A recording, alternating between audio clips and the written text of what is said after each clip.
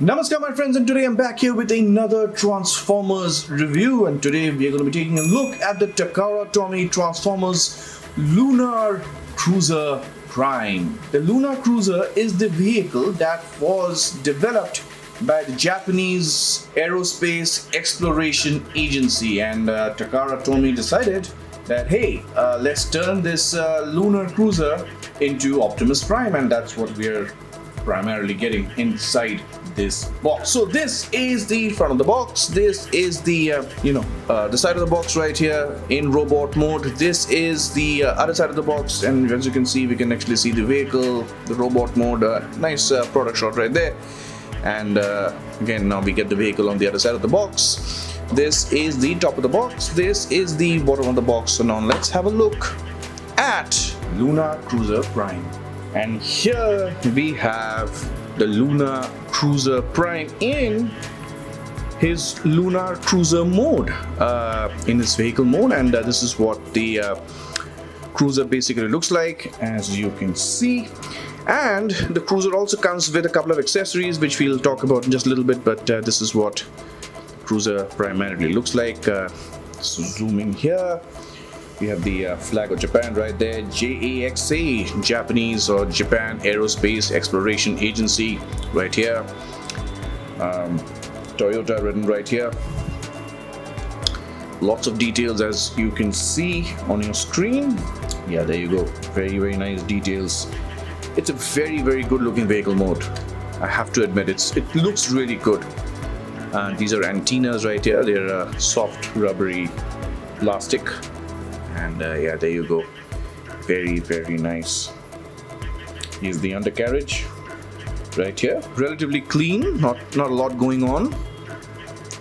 And these are the wheels right here as well. Very nice looking wheels as well. I don't know what these are called in particular, but these look really good. It does roll really well, very smooth, very nice, as you can see. So for accessories, we do get this dish antenna going on right here. Looks pretty good, and it goes on to the top of the vehicle. There's a slot right here, and the peg is underneath the antenna. So there you go. And of course, we do get a solar panel, which sort of pegs here into the side, as you can see right here. We do get that.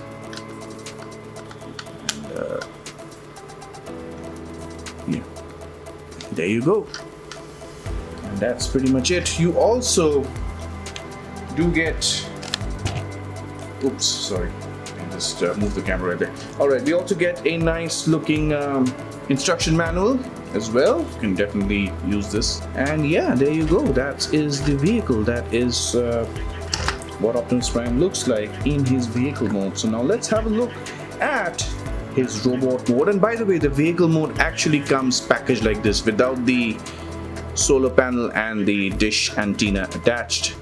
Yes, it does come in the package just the way you are looking at it right now. So now let's have a look at the robot mode.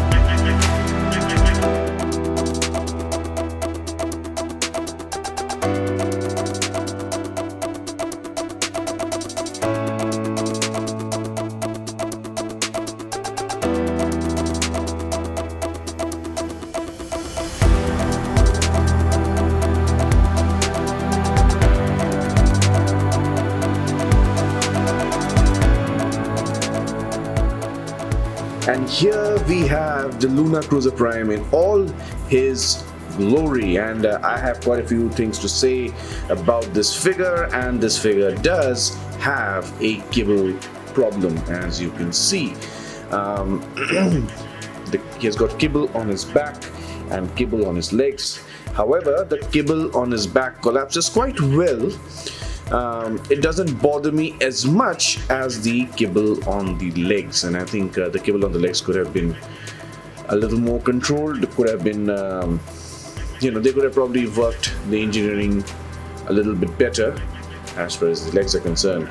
But when you look at the figure from the front, he looks really, really good as far as I'm concerned. The whole white plastic with the deep reds here and the yellow plastic on his chest, the transparent plastic on his chest, and he's got some metallic paint right here as well.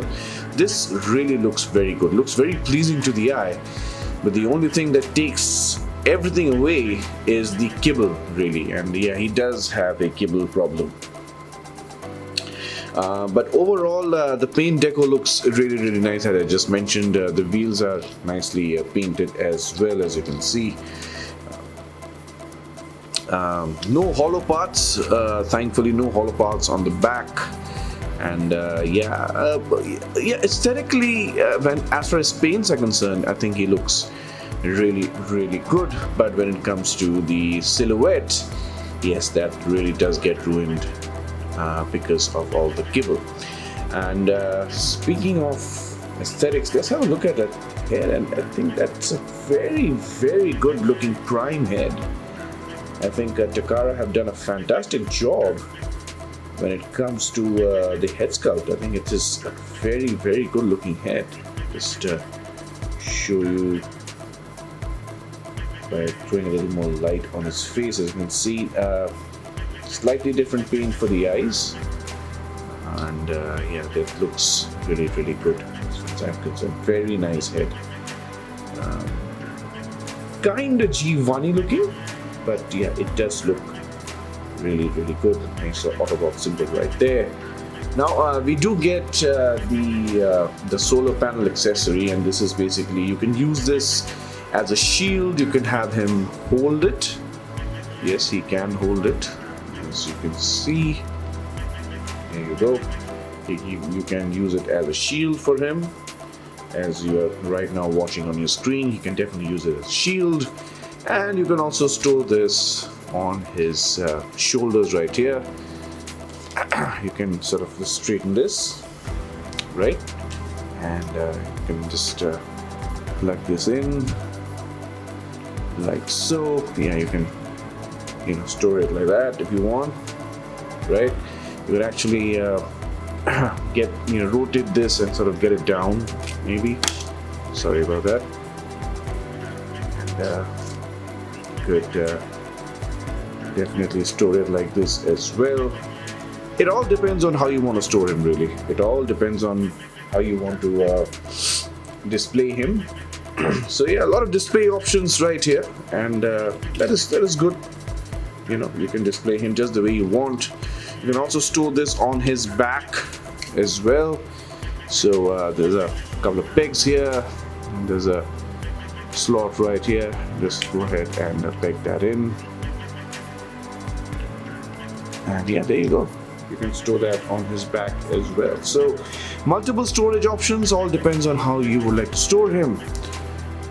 Store the solar panel on him, So yeah, you've got multiple options right here. But what makes this figure a really, really good figure is the articulation. So now let's have a look at the articulation. So when it comes to the articulation, the head does look up a fair bit, and if you want, you can actually use this hinge joint and sort of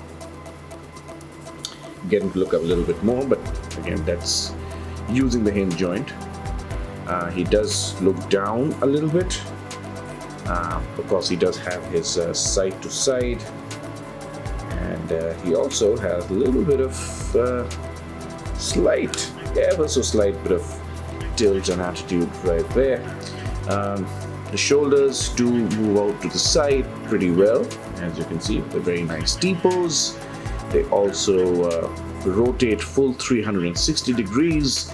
They do have a very nice bicep swivel as well, and of course a single jointed elbow, which gives us more than 90 degrees range, which is actually quite good. We also get a wrist swivel right here. We also get articulated fingers. That's a big help actually. So yeah, we do get that as well. And you also get a waist swivel.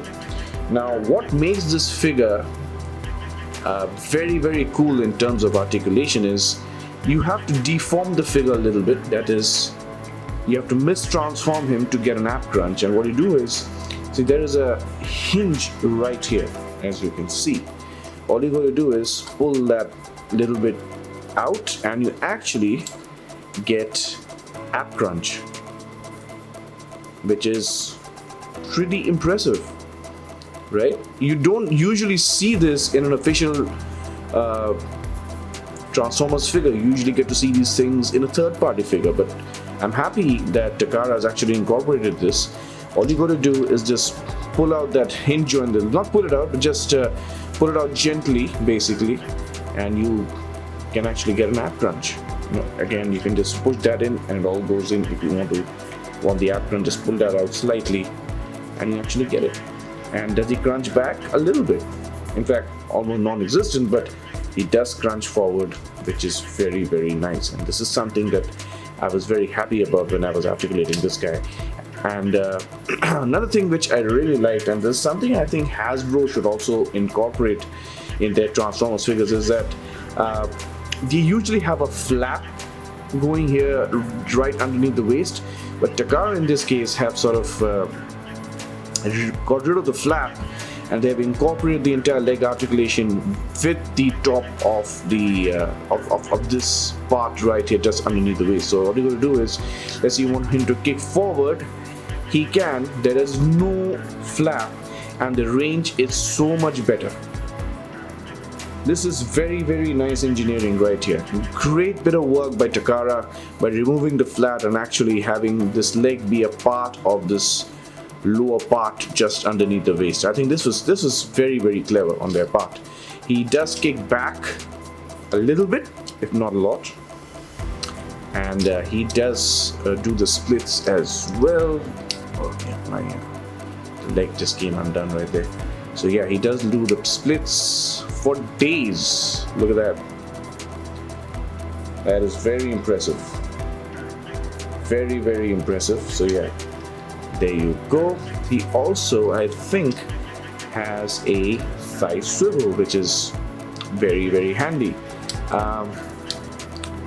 Single joint knee, but great range, which is very cool.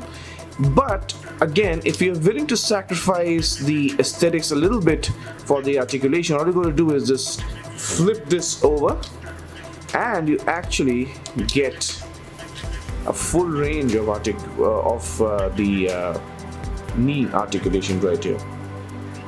And this does come in handy when you're trying to get him into some very dynamic poses, which I'm going to be showing you a little bit later. So yeah, you actually do get that. We do get a no, we don't get any shin swivel. We do get a nice ankle rocker. We do get a very nice ankle up and down, which is very handy. So yeah, there you go. And right now, as you can see, that you can get him into some terrific poses, and this guy can actually pose. Yeah, I know he doesn't look like he can, but actually he can. Even with all that kibble, he can get into some very nice poses, as you can see. So yeah, very impressive work, I have to say. I mean, initially when I started messing around with this figure, I wasn't very happy about the fact that he has got a lot of kibble on his legs. The back kibble doesn't bother me that much, but the leg kibble does. But when I started messing around with him, started posing him, and decided to do some extreme action poses, and I realized, my god, this guy can actually really move, he can really articulate. So yeah, this is probably one of the reasons why a lot of people might just be getting this figure because he can actually pose very, very well. So yeah, there you go. So now let's have a look at some comparisons. And starting with the comparisons, here he is next to the MDLX Optimus Prime, and he's almost as tall as the MDLX1. I think he's slightly taller, ever so slightly. So yeah, there you go. And here he is with the Barbie Optimus Prime from Transformers Rise of the Beasts. And here he is with the APC Toys Transformers Prime Optimus Prime. And they're pretty much the same height.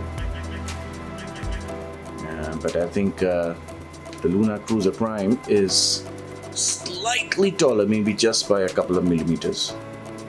So yeah, there you go.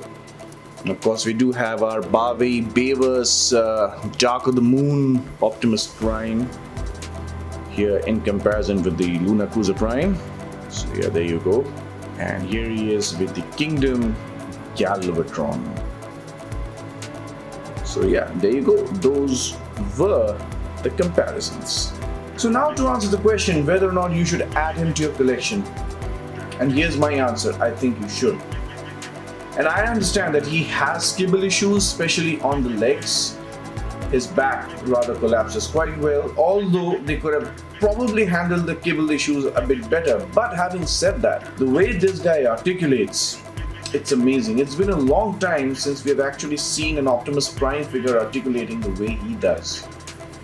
The transformation, in my opinion, is very good. I really love transforming this.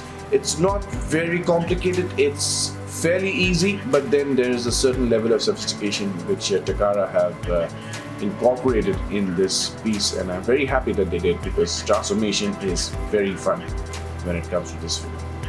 Now, I haven't reviewed the Studio Series 86 Optimus Prime yet, but I can speak for this figure and I can tell you that this is an absolute must-get. This particular version of Optimus Prime has not been a part of any animated series. I don't think I have come across a Lunar Cruiser Optimus Prime. I don't think I have. And correct me if I'm wrong, correct me in the comments.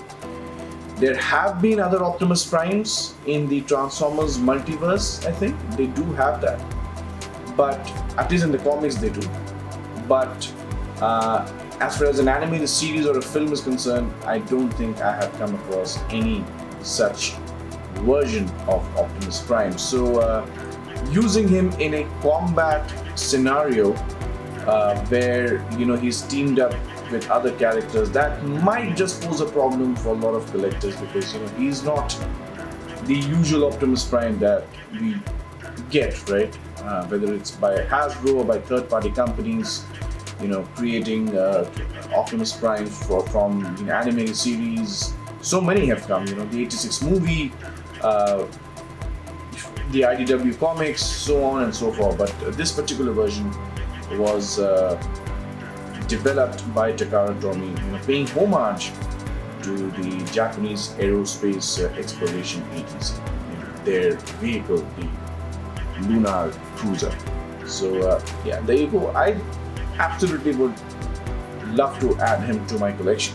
And a very special thank you to Yatin Marotia for sending this figure to me for reviews. Thank you so much, Yatin. Thanks to you, I got to review another very, very nice piece by Takara Tomy. Well, this pretty much concludes the review. If you like the review, then do give us a like, comment, share, and subscribe. And of course, we'll be bringing in more reviews. A lot of content is about to come your way. So yes, if you haven't subscribed, do subscribe, because YouTube Analytics tells me that 80% of our viewers are non-subscribers. So guys, I know you're watching. I know somewhere deep down you like what is being shown on screen. So please go ahead and give a little subscribe. It really does help out the channel a lot. Until then, please take very good care of yourselves. Please take very good care of your families. Enjoy your collection. And always remember, till all are one. Thank you so much for joining us today. Take care.